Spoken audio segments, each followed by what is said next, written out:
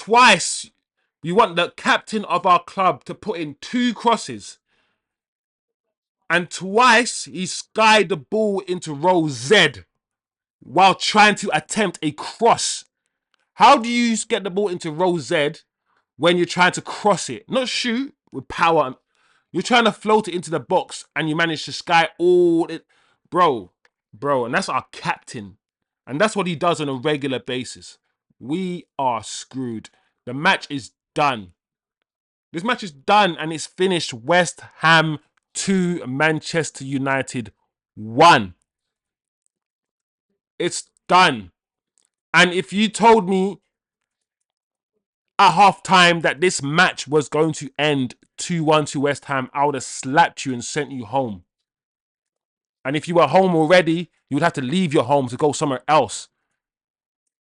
Into a new venue, because it wouldn't make sense. In the first half, listen, I'm not going to say United played amazingly well. But one thing you did see is Man United create chances. We created chances in the first half, and that's why I keep saying I'm not going to blame Ten Hag for this loss. You can't blame a manager for defeat if your team has had 4 clear-cut chances. 1 from Dalot, 1 from Bruno's header, Garnacho was through on goal, and also, 3, at least 4 actually, clear-cut opportunities to score in the first half, and we missed them all. And because of that, I can't blame Ten Hag for those individuals not taking their opportunities. I can't. But it doesn't mean I'm going to be happy. No one's going to be happy. Of course we're not going to be happy. It doesn't mean I can't criticize. It doesn't mean I can't be fed up with what I'm seeing over and over again. Like, Bruno was our captain today, and we saw what Bruno was doing with 2 minutes to go when we need guidance, leadership, and quality. This guy was just kicking the ball into row Z. That's what Bruno, our captain, was doing. What did he do today? What did any of our attackers do today apart from miss the chances? The midfielder's fine. I don't believe Eriksen and Casemiro, especially in the first half, there was anything wrong. Whenever those two play together in front of a back 4, whenever that double pivot plays together, we usually see some decent football. We usually play okay. I say okay, but okay is still not good enough for Man United. And today in the first half, those two played all right.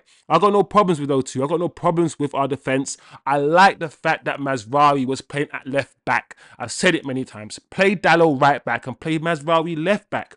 You have 3 right backs now. Right? And you had 2 right backs before, but you sold Aaron Wan-Bissaka, and you went and bought another right back instead of buying a left back when you knew Shaw and Malacia were injured. We should have bought a left back rather than shift Dalot to the left back and play Mazraoui right. I think our defence today, and I know West Ham scored, but our defence today, funny enough, it didn't look like West Ham were going to score. Not in the first half. And I think our balance was decent. Our balance was fine. And it's only after West Ham scored and it gave them confidence. It gave them confidence to go and score the second one. I don't believe that was a 2-1 game for West Ham. I don't think West Ham might have had more of the territorial advantage.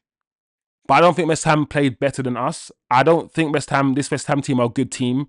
I think now that Moyes have left them, they don't look as organised. And every time United attacked, especially in the first half, we looked like we were going to score. But after the changes, and I said this, the only reason, should I say, West Ham, or I could see West Ham doing anything, winning the game, putting us under some serious pressure. The only reason I could see that happening is if they make some serious changes in the second half. Because nothing was going to happen unless they made some changes. And that's what their coach did. The coach made 3 changes in the second half at halftime, and West Ham came out and they had more control. They had more confidence on the ball.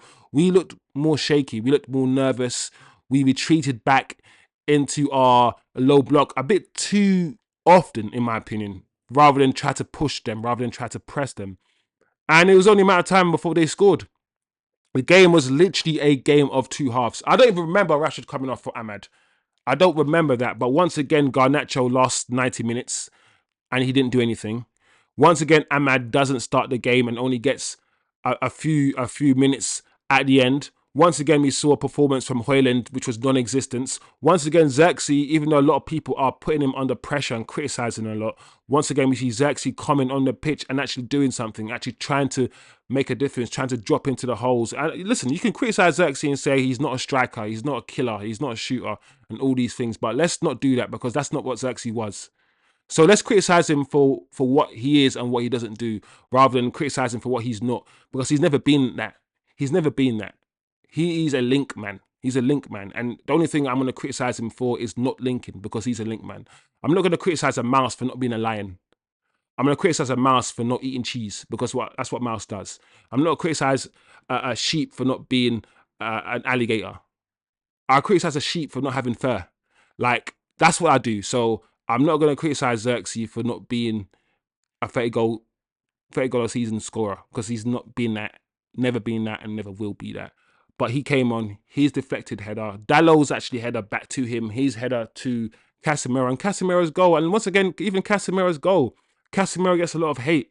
And I kind of get why. If you are that lone midfield player, and if you're that lone midfield player in Ten Hag's system, it doesn't matter who you are, you're going to be bullied, you're going to be outrun, you're going to be exposed. And whether it was him, whether it was Ericsson playing there, whether it's Ugarte playing there, or Kobe Manu, we've all seen those players make those mistakes in that field, unless we play with a double pivot, which we did today, which was better. So all in all, I'm not going to complain about Ten Hag too much. I don't think it was his fault that we lost the game, but I still want him out. I still want him to be gone. I'm still not happy with the way. I'm still not happy with things like Mazraoui playing number 10 in midweek.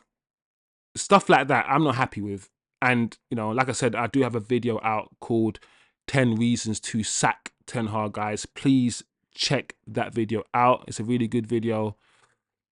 Not a great game. To summarize, Man United had chances to win, to score.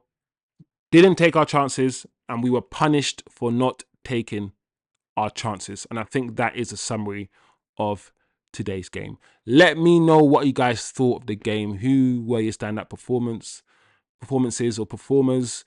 Yeah, what went well, what didn't go well, and why? I want to know your opinions, guys. I want to know what you thought of the game. All in all, we just got to go again. As I always say, let's go again. What else can we do? That's what you say to your players, right? You've lost the game, but you got, keep your head up high, and you have to go again in the next game and the next game. How long will this manager last? How long will these sort of perform? I mean, the performance in terms of the chances created were better. And I bet Man United are one of the at least top 8 teams in the league for chances created. And I bet that's what the manager will go with. The manager will go with, listen, we create as many chances as anybody. We just can't finish them. Which is also true. Which is also true, guys. So, yeah, Tim, I'm with you, man. It's a very frustrating game to watch. A very frustrating game to try to analyze what went wrong, really. Because in football, sometimes it's not a big systematic thing that goes wrong. Sometimes a lucky goal is scored and then the floodgates open. Sometimes it's not, something obvious that's happened wrong. And I don't think anything obvious have happened today in terms of for the reason why we've lost. I don't. But we go again, onwards and upwards. Let's see what this manager is going to do the next game. Let's see who he's going to play. There's no consistency in the way that in the team that we put out, in the way that we play. So I have no idea, guys. But it is what it is. I think the Arsenal game is at 4:30 or 4 o'clock. I'm not sure. I might do a watch along to that, depending on how I feel. Yeah, and I'll see you guys later. Let me know what you guys think. Comment below, and I will see you next time. Peace out, guys. Big up yourselves.